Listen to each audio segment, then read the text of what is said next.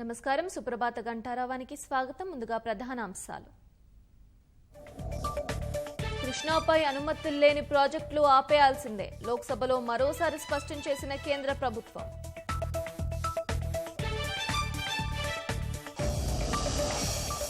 కేంద్రం గెజెట్ పై వైఖరి వెల్లడించిన తెలంగాణ ప్రభుత్వం. ఈ నెల 9న జరిగే బోర్డుల సమావేశానికి రాలేమని వెల్లడి.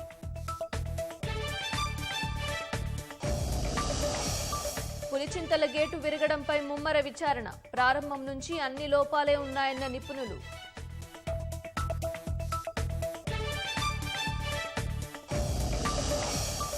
నేడు ఆంధ్రప్రదేశ్ మంత్రివర్గ సమావేశం.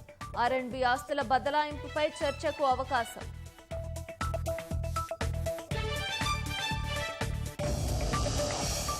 ఈ సాయంత్రం ఏపీలో 10వ తరగతి ఫలితాలు.